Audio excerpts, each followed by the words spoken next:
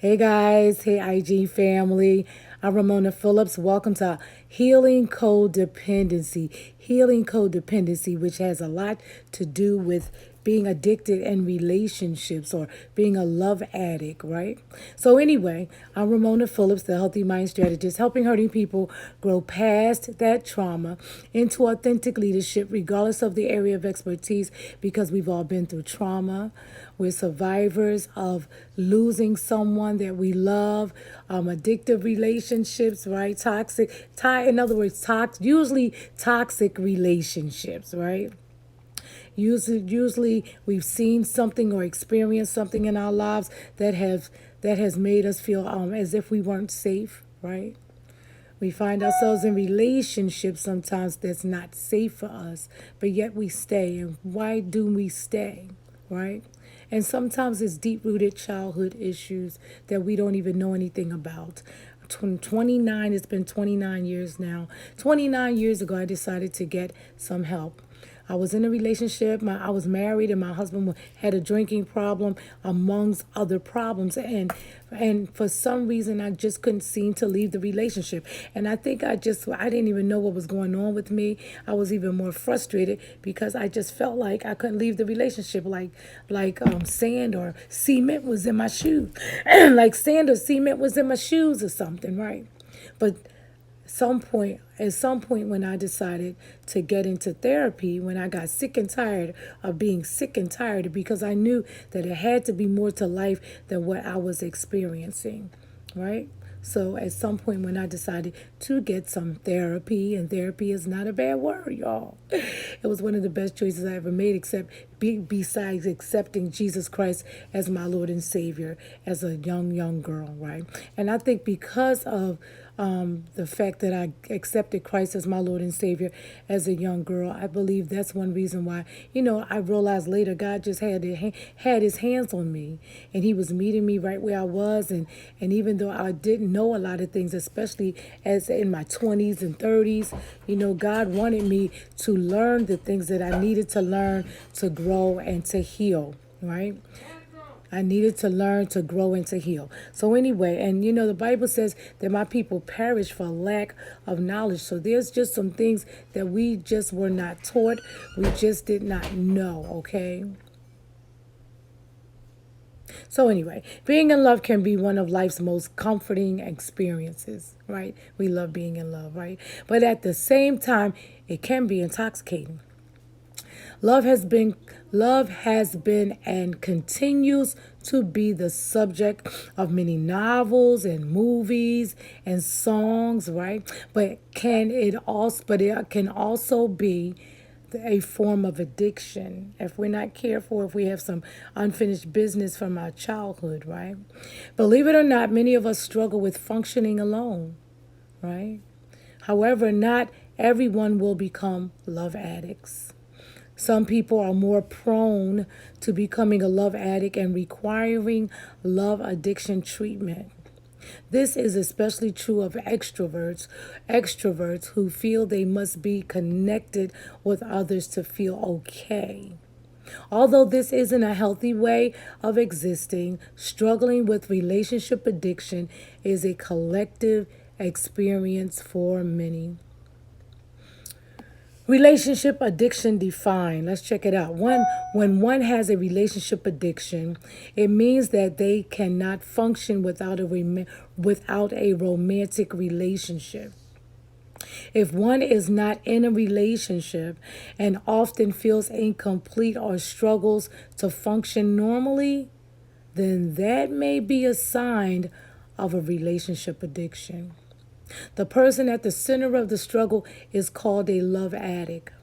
And love addicts often require psychotherapy, have to learn some new tools, have to learn awareness for love addiction treatment, and they may need psychotherapy for love addiction treatment, which basically means you need to know how we're thinking and how we're behaving, right? So that's very, very important. That's for everyone. We all need to know what we're thinking and behaving. It's important that we're aware and we're mindful. And a lot of us, because we grew up in traumatic situations, or like I saw my mother in abusive relationships and things like that, or because so many of us have experienced loss, right? Or maybe some neglect, right? So many of us did not know how to have healthy relationships, and many of us struggled with our worth and value because no one taught us our worth and value, right? So anyway, moving right along, one can also say that relationship addiction happens when an individual is in a relationship that, instead of bringing out the best in the person, hey sis, makes you stop taking care of yourself, or causes you to lose sight of your main goals and purpose in life. And also just like losing yourself and forgetting what it is, what you want, and what you need, and what you're good at. The person can really get lost in a relationship. And just like any kind of addiction, relationship addiction can result in many negative consequences.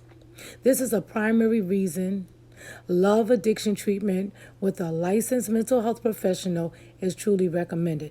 Now, one can be a relationship addict without even realizing it. And when I was in my 20s, and I was looking for love in all the wrong places, I didn't even realize, well, maybe this was the problem. Because why would I end up in a marriage that meant me no good and stay there for too long, right? So anyway,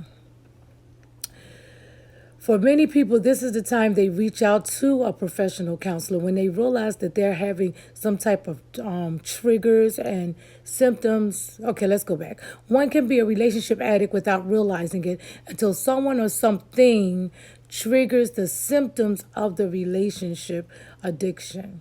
Like a person might be in a relationship. Like there are people that have been in relationships that, begged and pleaded with the partner not to leave them. All the while the person meant them no good. They may have been abusive emotionally or physically. Some people, grab onto the person and pull on them for them to stay and not leave, right? And in reality, one of the best things they could have done was leave that person. Right, so in other words, then there's some triggers or some symptoms that comes up, or I'm going to say some feelings, and then some behaviors that says, hey, this is not healthy, right? Okay, signs of relationship addiction. And we can go on and on, like the person that knows that this person does not mean him or her any good, but they keep taking the person back, right? Could it be because that person does not want to be alone? And we begin to settle. So we don't want to settle, and then even sometimes putting ourselves in danger, right? Signs of relationship addiction. If you are unable to break off a relationship that involves a lot of devaluing, demeaning, silent treatment, controlling, manipulation, or even emotional and physical abuse, then you may be a love addict. Most likely, you already know that this relationship is not good for you. Yet you keep going back to the same person over and over and over again.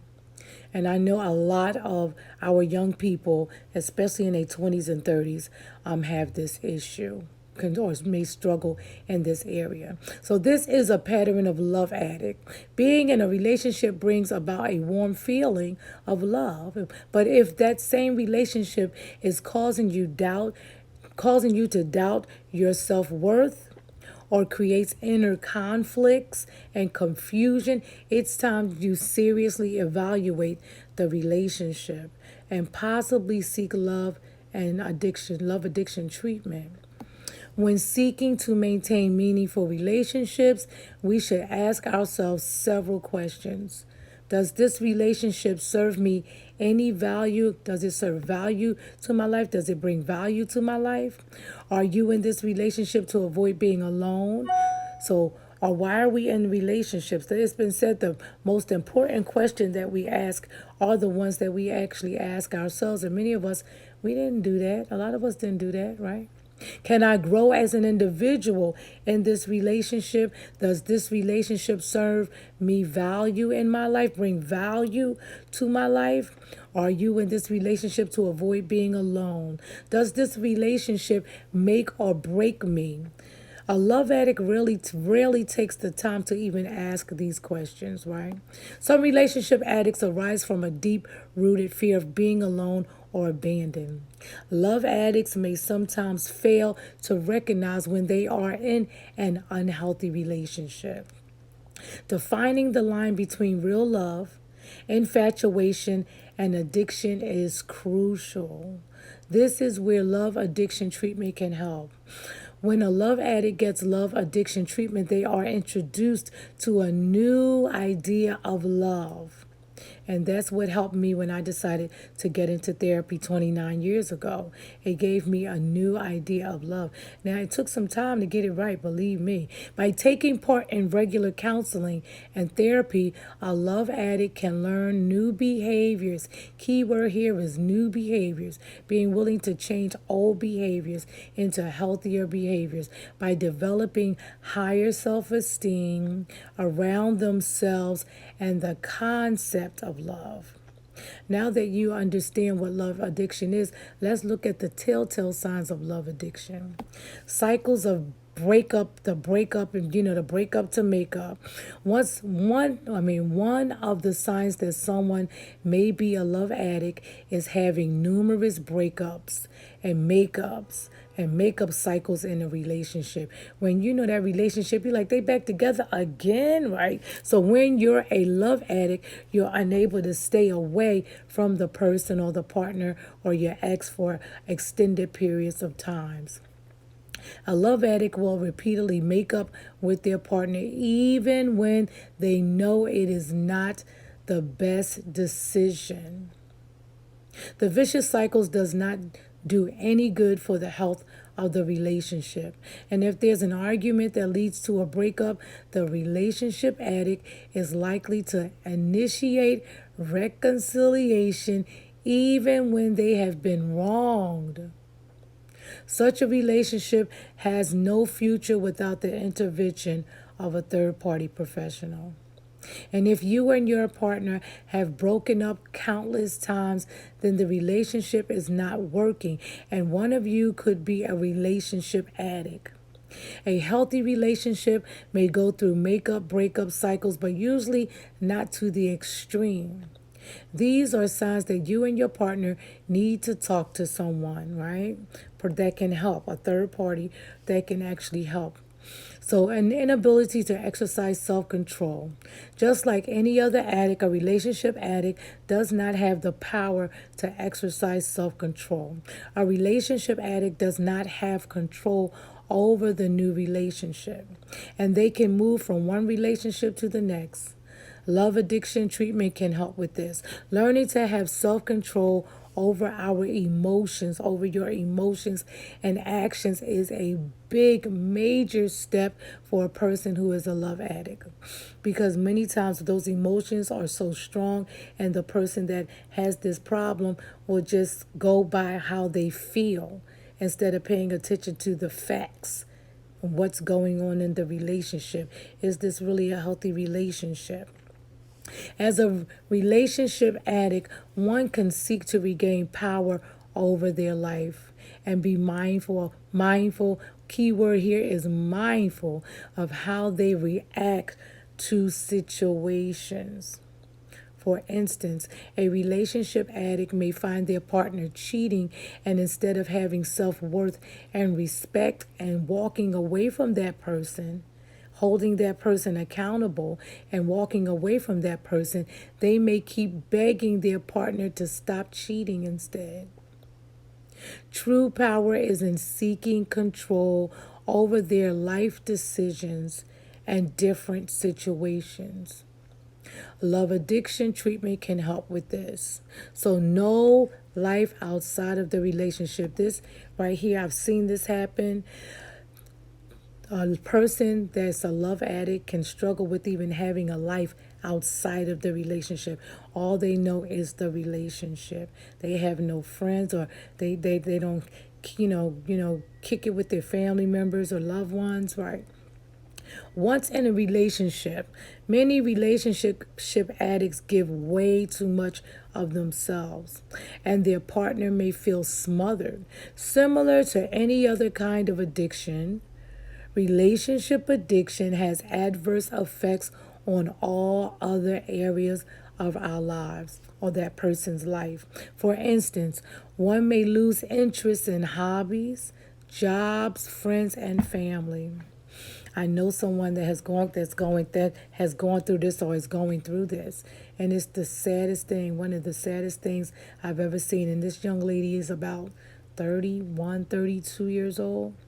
Every time she gets in a relationship, it's usually not a healthy relationship, and she just doesn't speak to her family and friends. She pushes people away, and she's just lost in the relationship. Sadly to say, is usually with a partner that's not healthy. So anyway, for instance, one may lose interest in hobbies. So I said that. So all the attention is given to the relationship, even when the partner shows no interest in the relationship or does hurtful and disrespectful things. It is losing all for the sake of keeping the relationship. Being unable to manage your life outside of relationships is a key sign that you may need love addiction treatment. So, the drama of this type of relationship can be exhausting, and you will unknowingly find yourself neglecting other areas of your life. Even activities such as exercising, self care, money issues can become a problem when you have a relationship addiction. Interestingly, even if the addict has no life outside the relationship, he or she feels very lonely despite being in a relationship. That's interesting. Because someone I know that's a love addict. Now I know that person is a love addict. I remember this person expressing, before, and expressing loneliness, feelings of loneliness. Although this person has family members and loved ones that cares about her, she keeps expressing those feelings of loneliness. Okay, so in addictive relationships, the parties involved often have little in common other than their obsession with each other. Very sad. It's a sad situation. I've seen it, right? So, inconsistency in the relationship. When on good terms with their partner, the relationship addict feels on top of the world. But in bad times, everything else comes crumbling down. If one is in a healthy relationship, then the good and the bad times are all handled rationally. However, this is not the case in a love in a love addictive relationship. So let's try non-stop thinking about the relationship. A person who has relationship addiction is constantly thinking about the relationship. And why did the partner do this to me? And how can I make myself better so that they can love me? Sad. It's a sad situation. How can I make myself better so that they can love me? So anyway, they are always thinking about what is working in the relationship and what can be done and what is not working in the relationship. Even with their friends and loved ones, they are constantly talking about the relationship or the partner. This can cause serious issues even at work. Love and being in a relationship with the wrong people. Loving the wrong people is also a sign of relationship addiction. People with this problem will get into a relationship with someone they know is not the right choice just for the sake of being in a relationship. And believe me, a whole lot of people are doing this right now. And I have done it too in the past especially when I was in my 20s and 30s. Some people are so afraid of being alone that they're not scared of being in a relationship even with a dangerous person. Or they're afraid but they still stay. There's some fear there, like it was with my ex-husband. There was some fear there, but I just couldn't understand why didn't I just leave? Why did I feel like I couldn't let go? It was the weirdest thing. I didn't even realize the issue until I actually got into therapy. So, relationship addicts prefer to be in such relationships instead of being alone. It is important to become aware that you are settling for less than you deserve. Talking with a licensed counselor who specializes in love addiction treatment can help you regain your value. A love addiction treatment professional can help you to resolve the deep seated issues that are causing you to make the wrong choices when it comes to love. Many people have unresolved issues from as far back as their childhood. And for many people that get into these relationships, especially females, usually there's some unfinished business because there may have been sexual abuse, there may have been neglect, there may have been the father was not there, was not able to be there for this person, right? So usually there's some unresolved childhood issues that needs to be looked at and needs to be addressed because so many people don't even realize why they behave the way they do. And just like I didn't understand way back then, 29 years ago, I just didn't understand. And it has been a major journey, but I'm so grateful that God allowed me to get into therapy so my eyes can begin to open. So carrying around old pain from childhood and previous relationships can cause you or I or other people to lose sight of their worth. Learning how to heal the pain of getting love addiction treatment is so important. It's so important to reach out for help. So important to reach out for help. Stop trying to do it, fix it by ourselves. One may tend to love their partner too much, even when the partner is indifferent. The constant indifference and maltreatment from the partner may make them have low self worth, low self esteem, not see their worth and value. You may notice them putting up with a physical, verbal, and emotional abuse for fear of being alone. This may be your son or daughter, and you just don't understand why they keep taking that person back. It is not uncommon to find a person who was always high spirited and confident, acting in unusual ways that are not in line with their personality. I've seen this, Lord, I've seen this, I've seen this. Constant criticism from a partner may lower their self esteem and change their overall personality. I have been a witness to this. I've seen a young lady going through this, coping with relationship addiction through, and her family just doesn't, her family is hurt. And I've spoken to the family and I've told them she needs help. I can tell that she needs professional help. So anyway, online therapy is very important. I mean, online therapy is available, but it's important to get some help. When I was with my husband, years ago, my husband that passed away, who had a drinking problem as well, among some other problems, I knew I deserved better. I knew I wanted better, but I couldn't understand why didn't I leave the relationship. It was just the weirdest feeling. And I was disappointed with myself because of that. So let's take a little quiz so I can get ready to go. Let's take a quick quiz.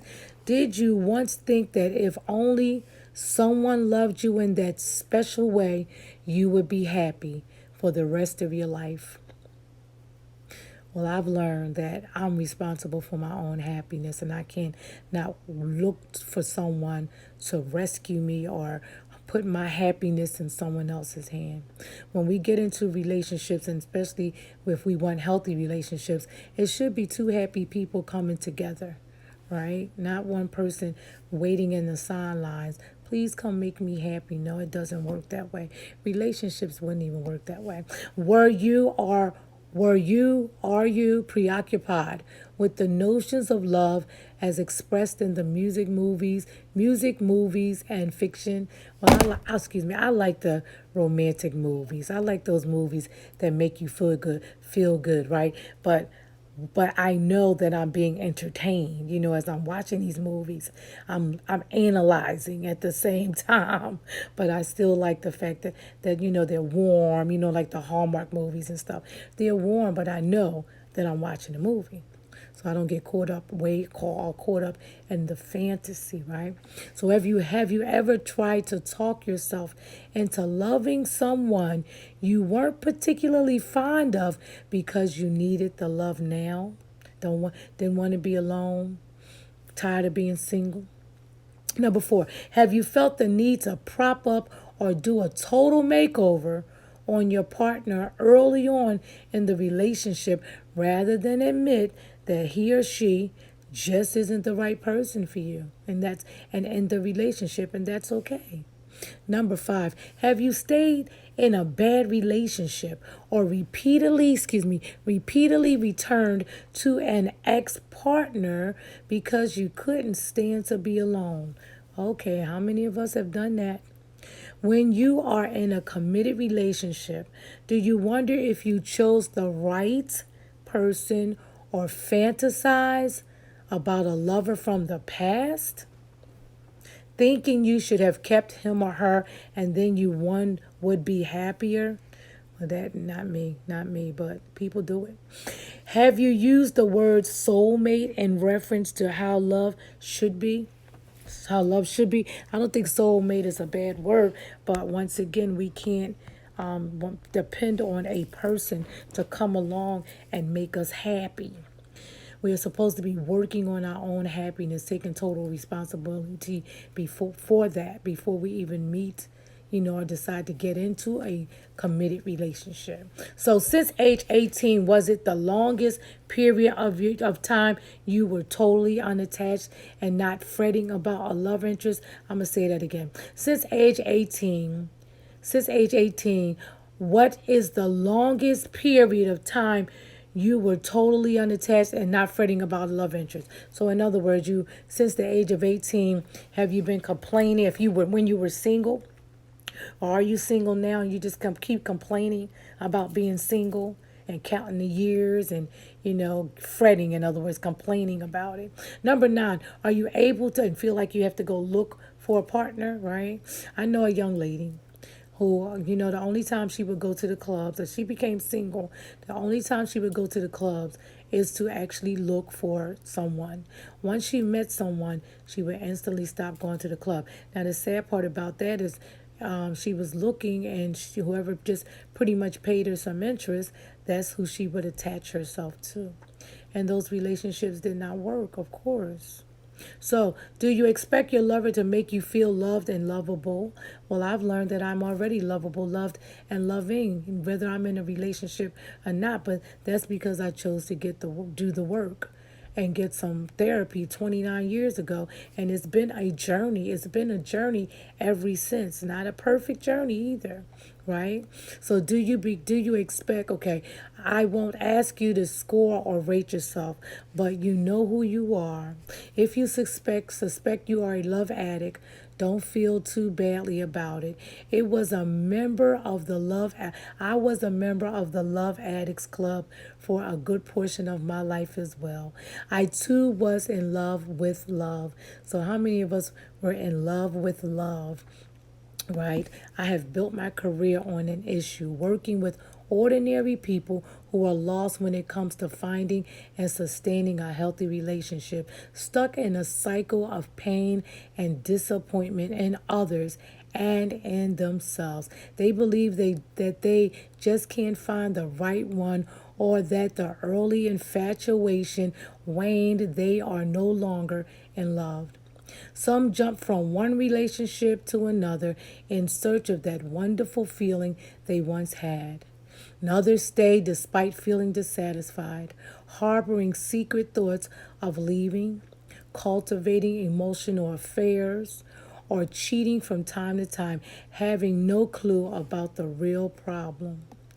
To be clear, this tendency can be defined in a general way as a compulsive, repeated action without choice, and chronic ongoing over time pattern of using a substance or behavior for soothing, comforting and or arousal as a means of medicating uncomfortable feelings.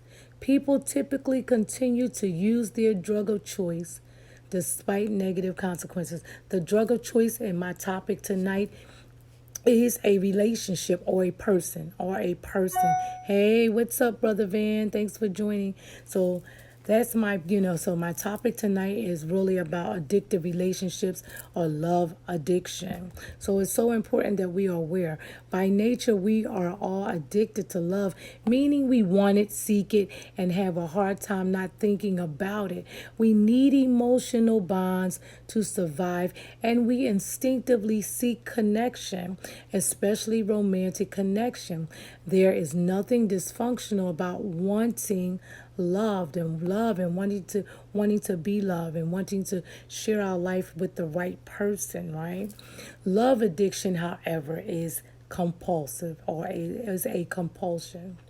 Chronic craving and or pursuit of romantic love. That's like getting dressed for the club and actually really going to look for someone, or going somewhere, going to look, not just going, living your life, letting things happen naturally, but saying, I'm going to go find me somebody tonight.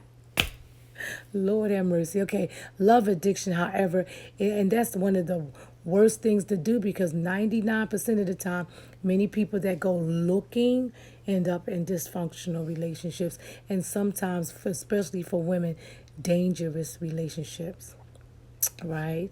Sometimes it ends up being dangerous relationships, so it's not good to go on a hunt for love, right? Thank you. So I'm going to say that again. Love addiction, however, is a compulsive, chronic craving and or pursuit of romantic love in an effort to get our sense of security and worth from another person. We can never, ever, ever, ever, it's so unhealthy. We can never depend on another person for our happiness. We can work on our own happiness, take responsibility for our own happiness, and come and connect with someone who's also happy and more secure with him or herself, right? And then two happy people come together and continue to build on that happiness and share their lives together. But we cannot get our worth and value out of a person, right? Maybe Jesus, right? Jesus died for us on the cross, so we can do that. We can, say my worth, in other words, I had to learn my worth and value is because Jesus died for me on the cross, and because I'm created in the image and likeness of God, and because God chose on purpose to create me, right? Just like he chose on purpose to create you with gifts and talents. The Bible says he knew you before you were even in your mother's womb. God knew us before we were even in our mother's womb. That's where our worth and value comes from. Not in our jobs and careers, not in a relationship, not in anything on this earth that's temporal, right? But God is eternal. All right. So during infatuation, we believe we have that security, only to be disappointed and empty again once the intensity fades. So the negative consequences can be severe, like an abusive relationship or hooking up with someone that's just going to use you and abuse you. The negative consequences can be severe, and yet the love addict continues to hang on to the belief that true love will fix everything. And sadly to say, some people have gotten in these relationships and they didn't get out alive. So it's important to actually deal with the issues, or be willing to face the issues. We don't want to shame ourselves because we weren't taught some things that we needed to be taught when we were kids, or because we have some unfinished business from the past. It's important that we just get honest with ourselves and say, hey, you know what? This is not working. I'm jumping from relationship to relationship, and I don't feel good about myself whether I get in the relationship or whether I'm not in the relationship. I need to find out what's going on. And for so many people, it's connected to neglect, abandonment, For like I said before, especially if a father wasn't in the household, especially if a daddy wasn't healthy, or daddy was alcoholic, or daddy couldn't wasn't there for the daughter, especially for the daughter, then she just constantly looks for love in all the wrong places. And I used to be this person until I actually decided to get some help, start my own, participate in my own healing journey, and get honest and be willing to take a scary look at some things that I didn't want to look at, and feel some feelings that I didn't want to feel. But I'm very grateful today that I'm much healthier than what I was some years ago. Okay, so anyway, and you can get healthier too. If you can relate to anything that I've said, you can get healthier too. But believe me, you're not going to be able to do it by yourself. You need a therapist, or you need a coach, or you need psychotherapy. You need some new tools, and you need to learn how to become more aware of what's going on with you, right? So important. Yeah. Yep. That's part of my testimony. So, and in my situation, I stayed with my husband, and my husband almost murdered me. And I just thank God for the grace and mercy that was with me at the time. Even he knew that he was unhealthy. I think he had some anger with me too. Like, why are you staying with me? And I'm like, I don't know. So anyway, sadly to say, he later died. He was in an accident, and later died as the result of his injuries. So anyway, it's difficult to help. Where was I? Okay. Okay. It's difficult to help those who actually develop committed relationships with two or more people at the same time. What a dilemma. They really believe that the only problem they have is deciding who would be the best choice. That's unhealthy too. Some people get in relationships with more than one person, and then they're confusing themselves even more, trying to figure out who should they stay with, right? Right? All of this craziness. I've heard so many stories. Okay, the causes of love addiction are fairly easy to identify. Inadequate or inconsistent. You are still here. Amen. I'm grateful, right? The causes of love addiction are fairly easy to identify. Inadequate or inconsistent nurturing, low self-esteem, absence of positive role models such as a father in the house, or maybe even mom, for committed relationships, and indoctrination with cultural images of perfect romantic love and happily ever after endings, like basically living in a fantasy world, right? Unfortunately, knowing why you do it isn't much help. Having the information or insight cannot change the unconscious drive to attach at all costs. After the end of a bad relationship, some people say, wrong guy. I'll never do that again. I'll say wrong guy or wrong girl. I'll never do that again. I'm going to find someone who is nothing like this one. I am not interested in dating. I just want someone to spend time with now and then. So people get to settling because they really don't know how they keep ending up in these crazy relationships. And in many situations, that person blames everything on the other person, when in reality, that person needs to take a look at him or herself. Both people do. Really, both people really do. So, but the person that's constantly blaming, still needs to ask his or herself, how did I ended up in that relationship in the first place? Because that's the question that I asked myself some years ago. That helped me. That really helped me. So anyway, I am not interested in dating. Some people say I'm not interested in dating. I just want someone to spend time with every now and then. What? I'm going to go slowly next time around, right? Some people say, okay, so that's some of the things that people say. But the bottom line is those sayings, is not going to fix the situation. The person may need to go on a journey of healing and self-awareness. So here are a few truths about this compulsion and what is most likely to happen if you have not processed and grown from your painful experiences. One, if you are looking for the opposite of the last person you were with, just remember that the opposite of sick is still sick. When we rebound, we go to the other extreme and end up in the same place. And something similar to that happened to me. Your new friend will be your next lover, and it will turn out the same way as the last one did. So then people start just saying things like, all men are dogs, and coming up with all of this stuff. When in reality, we have to make sure we're taking responsibility for our own thoughts and our own behaviors and our own feelings as well. So, number three, just saying you will go slowly doesn't work when hormones kick in and infatuation starts making the decisions. Infatuated love is blind. The truth is, wherever you go, there you are. Wherever you go, there you are. The problem is your pattern, not who you are with. The problem is the pattern, not the person in many cases, because if we deal with the pattern, then eventually the pattern will be broken, right? So, number one, stop what you are doing and stand back to observe your own behavior. Take an inventory of your dysfunctional pattern in your current and past relationships. This is something that I had to do. Write it down. Be honest without blaming and shaming anyone else for our choices. Unless you are in a committed relationship, do not engage in any potentially romantic interactions for at least 6 months.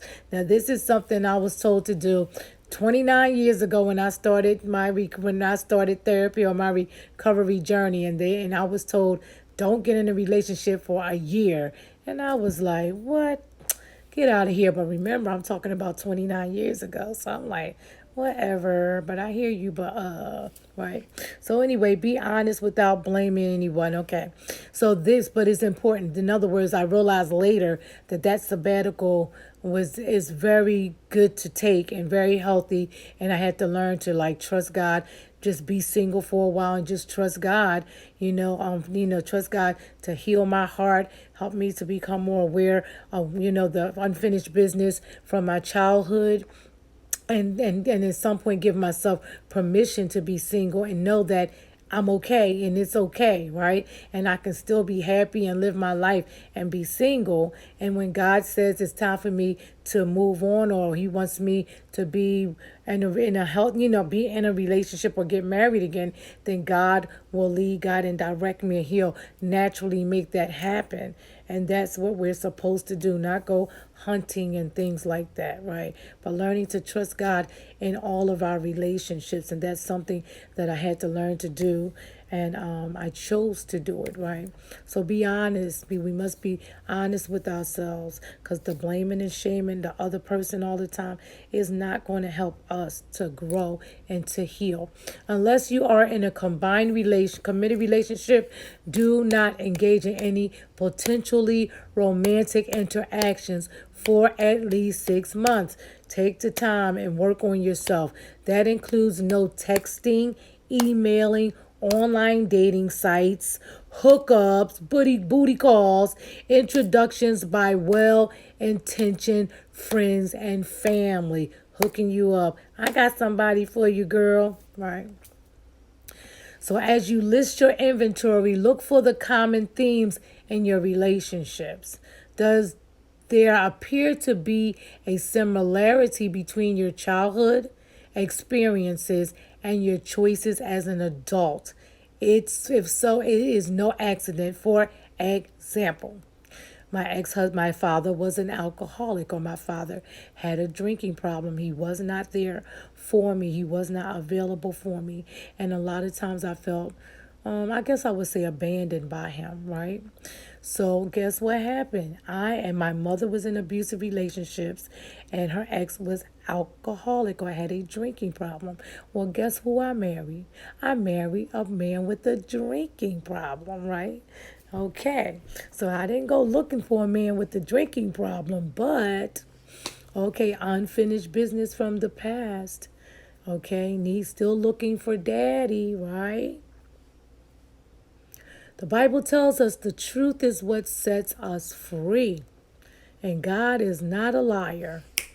Number three, I'm almost done. Thank you so much for your time. If you are not in a relationship right now, consider getting professional help with your self-evaluation before you begin your search again. If you are in a relationship, unless you are being abused, don't make any decisions or demands until you look at yourself honestly, right? Don't make any decisions or any demands until you look at yourself honestly. Like, don't jump up and get married again, right? If you know you're not ready, it's okay to say, even if it's the right person. Like, if you don't think it's time, you know, say not right now, right? Right? I can wait a little. Can we wait a little bit? Because I still have some things to work on, or whatever the case may be.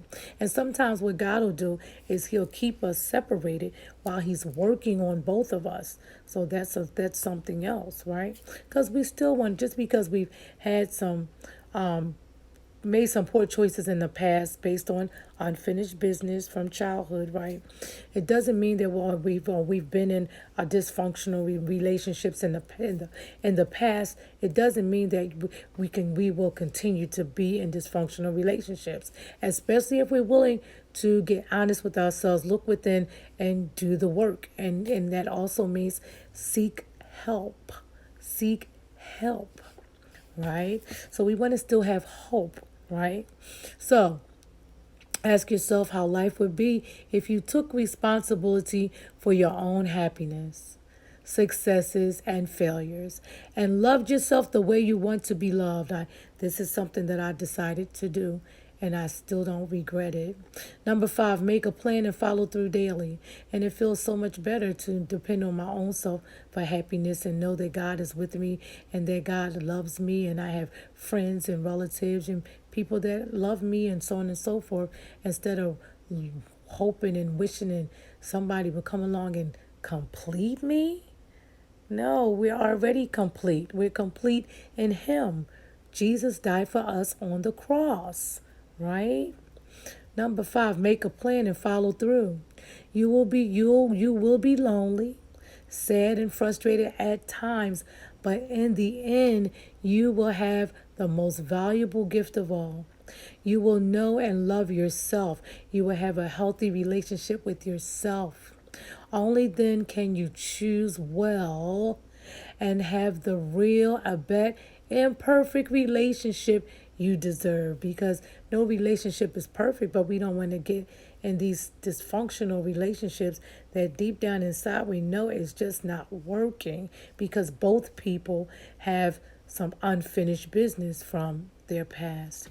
And last but not least, as an act of love that will last a lifetime, accept yourself and the one you love as is.